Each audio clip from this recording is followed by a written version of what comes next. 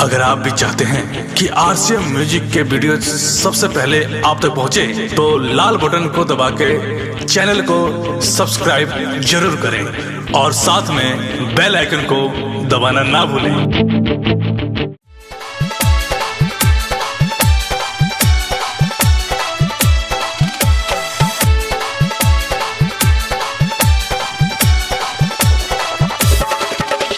सुन सुन सुन रे नगरुआ के माई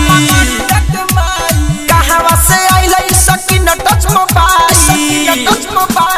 सुन सुन सुन रे नगरुआ के माई कहवा से आइलै सकिन टच मोबाइल कैसे चलेला एके छेड़ला हसे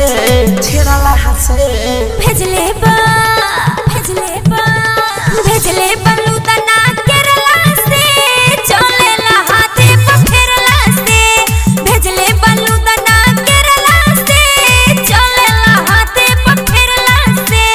सुन सुन सुन रे नगरुआ के माई कहवा से आइलै सकिन टच मोबाइल कैसे चलेला एके पेरला से छेड़ला से भेजले बलूतना केरला से चलेला हाथे पखेरला से भेजले बलूतना केरला से चलेला हाथे पखेरला से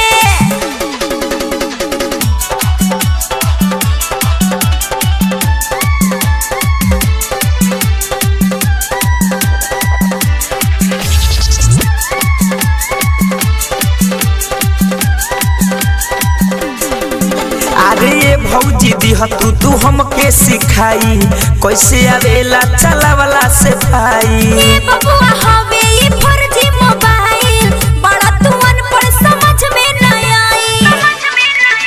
हाँ ये भौजी दिह तू हमके सिखाई कैसे आवेला चलावला से भाई ए बबुआ हवे ई फर्जी मोबाइल बड़ा तू अनपढ़ समझ में न आई कहेला राउर भैया ए बबुआ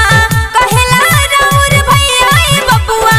हे हो जाला के छेड़ला से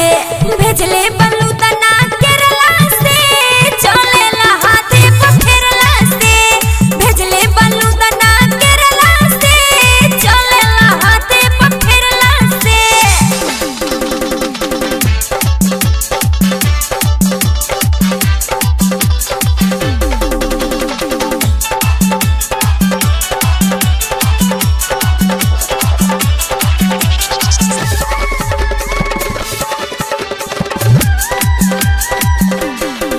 हाँ चोली में राखेलू हरदम मोबाइल देखे में लागेला छोट बड़ साई बरता लोग होता के बराई लुटना के मौगी चलावे मोबाइल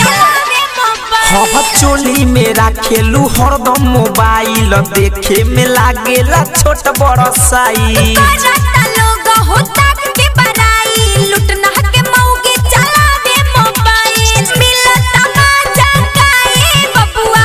मिलता मजा काए बबुआ बतिया के तोरा पेरला से भेजले बलूतना केरला से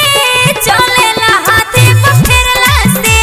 भेजले बलूतना केरला से चलेला हाथे पखेरला से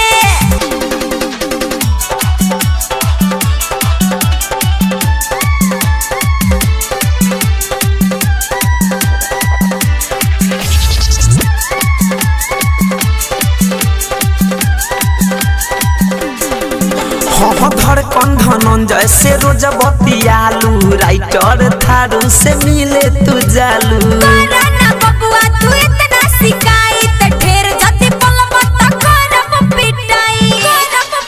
हाँ सौरभ ये सवरिया से रोज बतुआलू रोशन गौरव से मिले